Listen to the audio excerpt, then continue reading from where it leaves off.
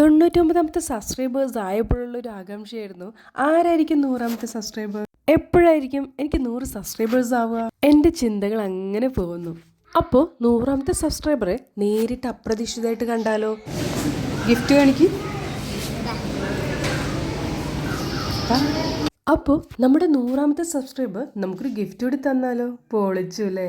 പക്ഷെ എനിക്കല്ല കേട്ടോ, നമ്മുടെ സോനുക്കുട്ടനാണ്. എന്തിനു തന്നു, ഏതിനു തന്നു, എവിടുന്ന് തന്നു, ആര് തന്നു എന്നൊക്കെ ചോദിക്കാൻ വരട്ടെ. പെരിന്തൽമണ്ണയിൽ എത്തിപ്പെട്ടപ്പോൾ സോനുവിന്റെ കപക്കെട്ട് കാണിക്കാൻ അൽഷിഫയിൽ പോവാന്ന് വിചാരിച്ചു.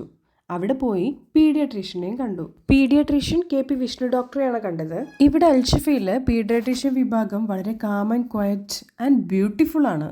മാതൃശിശു സൗഹൃദ ആശുപത്രിയാണ് ഇവിടെ. അവരിതിന് മെഡോറ എന്നാണ് പേരിട്ടിരിക്കുന്നത്.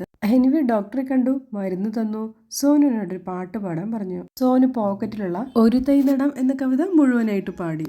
ഇനി വല്ല കലാവാസന ഉണ്ടോന്ന് ചോദിച്ചപ്പോൾ തുടങ്ങി അവന്റെ ഡാൻസ്.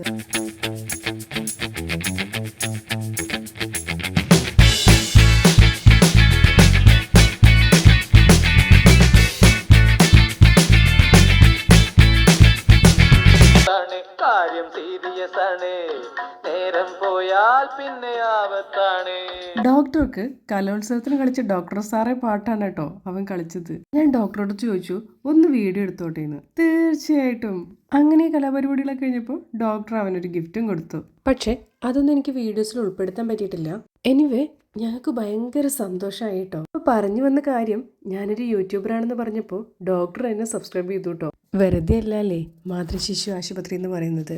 മുൻപ് പല പീഡിയാട്രീഷ്യൻസിനെ കണ്ടിട്ടുണ്ടെങ്കിലും ഇതുപോലെ അവനോട് സമയം സ്പെൻഡ് ചെയ്യുന്ന ഡോക്ടറെ കണ്ടിട്ടില്ല.